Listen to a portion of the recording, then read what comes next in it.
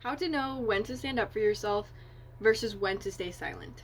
So first thing you need to know is, first thing you need to understand is the world that we live in. So most of the people on earth weren't taught emotional maturity, self-respect. None of us learned this stuff in school. None of us learned how to be truly supportive. Millions of people have been narcissistically abused in childhood and have never recognized or even known that it's narcissistic abuse. Most systems, major systems, minor systems, have some sort of narcissistic abuse element to them. Most families are narcissistic systems. So you need to have a realistic assessment of what you're dealing with in the world. And so if you're a lucky one and you live in like an environment or a community or a city with lots of healthy people, then this might not apply to you, but assess where you're living, what your world is, and see that you have to accept that most people haven't learned the skills that is needed to navigate conflict or grow in a healthy way.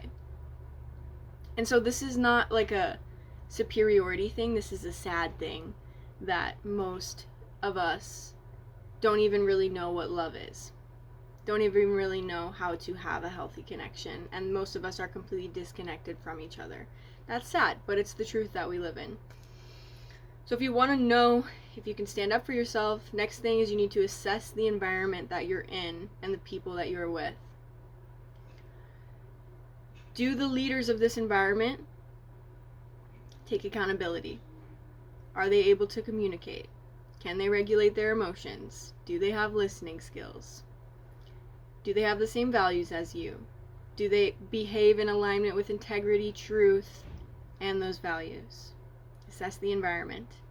And so leaders, this can apply to a workplace. To the workplace, are your managers supportive? Do your managers take accountability? Do your managers have self-respect? Are your managers confident? Do your managers know how to handle and de-escalate conflict? Do your managers cause conflict? Do your managers gossip? For a family system, the leaders would be the parents, the grandparents. In a healthy family system, really everyone should be leaders. Everyone should be teaching each other and working, collaborating with each other like a healthy community. But overall, who is setting the tone in the system that you're in? For a friend group, does anyone speak about heavy things? Does anyone speak about problems? Does anyone solve conflicts? So, you need to assess the risks. If no one in this environment that you're in takes accountability, listens, or is able to communicate with you, then you standing up for yourself isn't really going to help you. It might harm you. And you want to consider, so the reason why we stand up for ourselves is always for ourselves, our well-being and the well-being of others. So we don't want to react and stand up for ourselves just because we want to change others, or just only based on our morals of what is right or wrong. We are focused on our well-being. What is going to keep me safe and protect me and my life? And so if you're in an environment where no one takes accountability, everyone excuses abuse, everyone excuses dysfunction, no one brings solutions to conflicts, no one can communicate, then when you stand up for yourself, you are making yourself visible as a scapegoat for all of those people's problems. And you're making yourself an easy target to be the scapegoat for all of those people's problems. And that doesn't feel good. You know, it's traumatic to experience humiliation and group gossip, exclusion from groups of people just for speaking the truth. And so you kind of have two options. You can, what I would do if I'm in one of these systems is you can either have really strong boundaries. You can stay out of that environment. Yeah, that's it. You can either have really strong boundaries or stay out of that environment. You don't want to stand up for yourself in these environments because you're just going to get hurt if you do. if no one is going to be able to see and be on your side. And the people don't necessarily have to be healthy, like if this is in a workplace, but if there are policies, systems, and structures and training in place that teach your leaders or your managers how to be professional, how to have boundaries, how to stop conflicts, how people can be respectful, then there's a big difference there. And so the main like thing that I'm getting at is that like when you stand up for yourself in these narcissistic toxic systems and you get gaslighted, invalidated, humiliated, it teaches you that you're the problem. And no matter how strong you are or how rooted you are, that affects you and your self-esteem no matter what. So next thing that we want to understand is we need to really understand high conflict individuals. And in order to understand high conflict individuals, we also have to understand ourselves. So what are your boundaries? What are your morals? And what are your values? How do you behave? And if you behave consistently, are you in alignment with your values? So, for example, if my values are integrity, truth, love, and kindness, and I'm acting from integrity, truth, love, and kindness all the time, then when I need to stand up for myself, I have the trust and the confidence that I haven't done something wrong and that I'm not the problem. So for high conflict individuals, these are people that their entire sense of self and reality runs on conflict. You can call them narcissists, maybe they're not a narcissist, but they run on conflict. And so their actions almost all the time are going to be to create conflict. Even if they don't know it. So when they're misunderstanding you constantly, they're creating conflict. When they're doing things that make absolutely no sense, it's to create conflict. And so you don't want to stand up for yourself over to someone who is baiting you into a conflict. In that situation, you would want to stay silent. And kind of set more silent boundaries. And especially if someone is disrespectful of boundaries or mocks boundaries, that's also when you want to stay silent. To protect yourself and your well-being, because people's words and actions do affect you. They do affect your nervous system. They do affect your self-esteem. And so there are people who are high conflict, creating conflict unconsciously with their actions, baiting people either consciously or unconsciously. And then there are people that you might just be mismatched with, where you don't really get along. They might not have the same skills as you, but they still have empathy, they're still kind, they're still open and willing to understand and grow with you. And so you have to know the difference between basically you need to know what individual you're dealing with. Are you dealing with a high conflict individual? Because most of the time, there's a different way you need to stand up for yourself for each individual.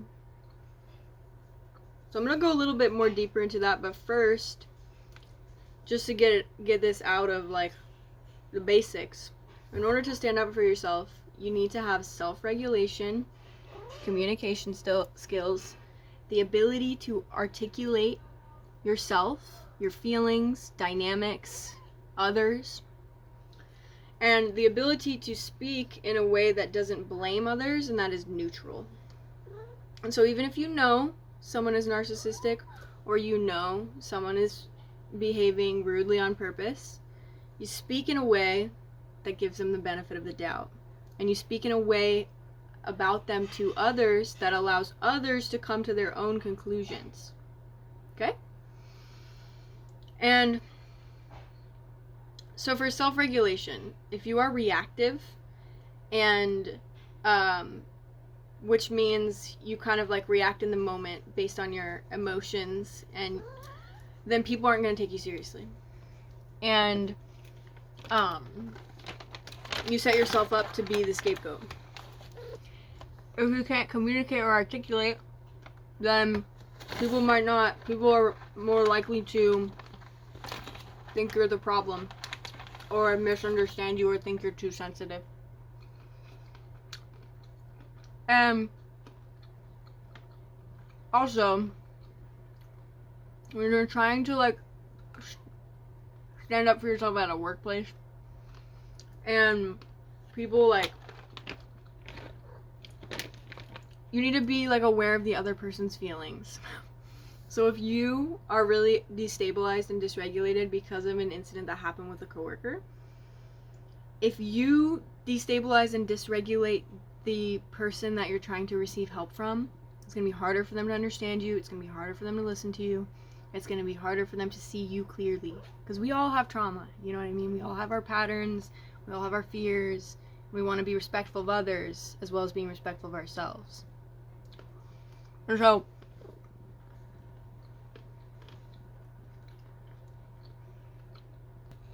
if the majority of people in the environment you're in are healthy or professional, then you are safe to stand up for yourself against high conflict or narcissistic people, because they're not the majority, they're the minority. And this is really beautiful because this is like on a larger scale how we heal the world. We make the healthy people the majority, not the minority, so that you can stand up to narcissists. Everyone can. That's where narcissist power lies, in the group. They don't have power themselves. I love you, but you're in the way. If you're in the majority toxic narcissistic system, then your only option to protect yourself is to stay silent. And that is why when you enter a narcissistic workplace or a narcissistic friend group, everyone stays silent. Because that is the only way to exist in that dynamic, in that environment. And you have to learn to leave those environments. I'm gonna share a personal example, my personal experience with this, and how this works, and how I do this. So first, when I was standing up for myself in this environment, I said I knew my environment. I knew my environment overall was safe and supportive, and that the top leaders were also safe and supportive. I knew this. I knew that there was accountability and respect. I also compared this individual to the other individuals in my environment. This person was a standout in that environment. There was like 2 people like her. The rest of them were healthy, kind, and respectful, trusting. So then I knew that it was safe for me to stand up for myself to this person. And when I stood up for myself, what I focused on was communication and the task at hand.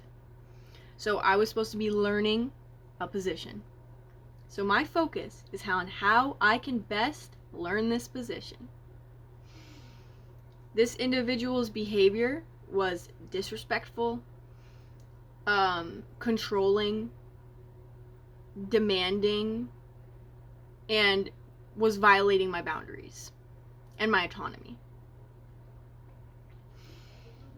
And so, since my focus is still to learn the position, what I'm going to do is communicate how you can bet what I did was I communicated how I learn and how this person could help me learn better.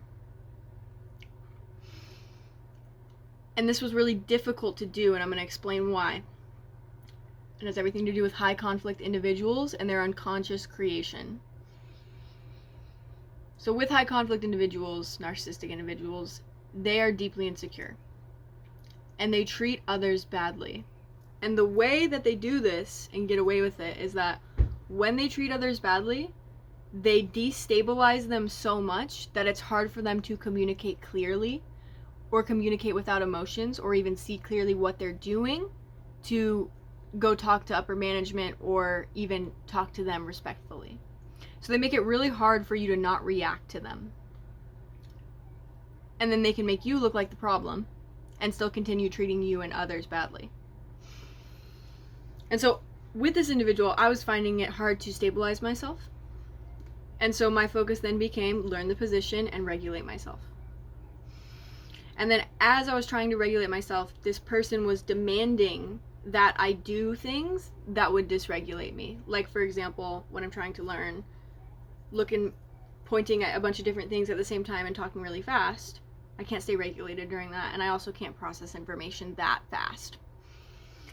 And so she was demanding that I look everywhere she was pointing and like hear everything she was saying and process everything she was saying. She was having unreasonable expectations of me.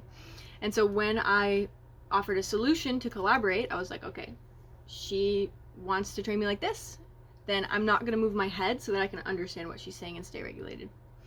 She was demanding me to move my head. And so I set a boundary, and I said this. I know where that is already. It's hard for me to learn when I'm moving my head a lot and taking in new information, but I want you to know that I'm still listening to you. I'm always listening to you. So what I did there was I set a boundary. I said how I learn and offered reassurance. I'm listening to you. And it didn't work.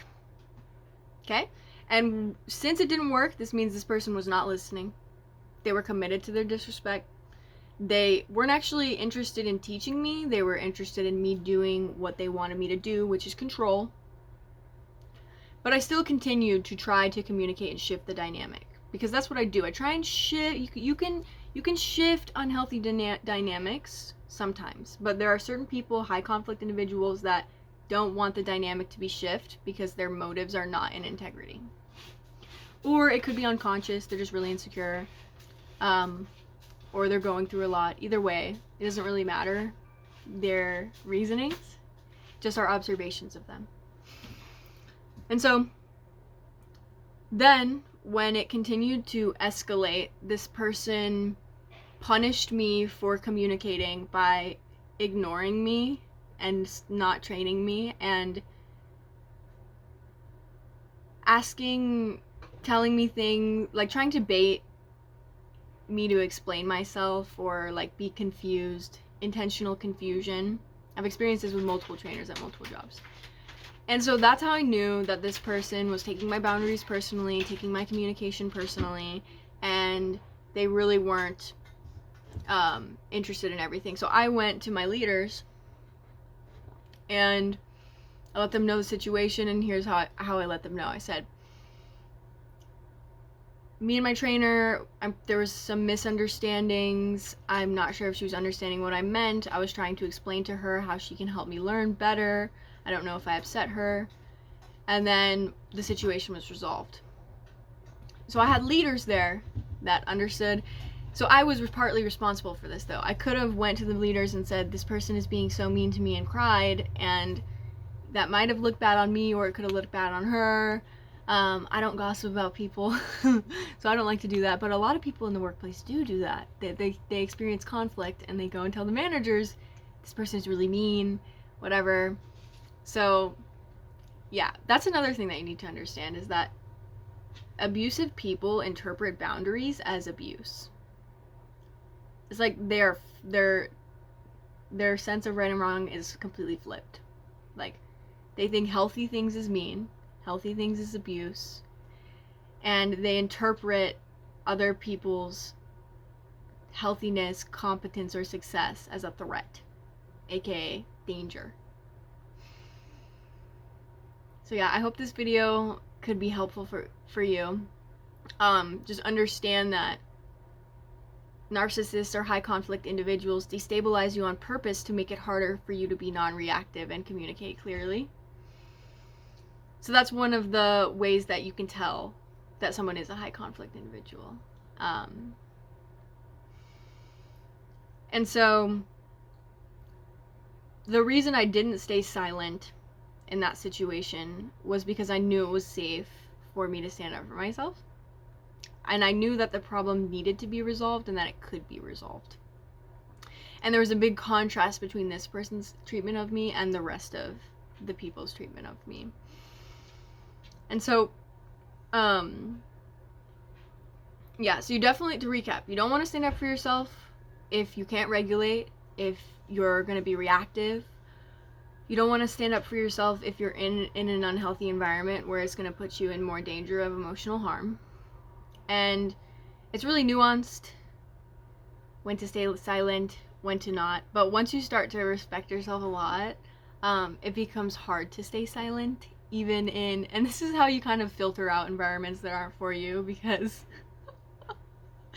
since you have boundaries and self-respect, if you enter an unhealthy environment, you'll basically kick yourself out by just being you. But where this comes in is in, like, if you want to be around your family, you don't want to destroy your relationships with your family and, like, have them bully you. You know what I mean? If you want to work at this job, you don't want to destroy your relationships there. You know what I mean? Your well-being comes first. So, thank you for listening. My name is Abigail Ellington. If you want to hear more from me, subscribe to the channel. I am really into spirituality. I have taken myself through a long 9-year season of trauma. My story is quite intense. I won't go into it today.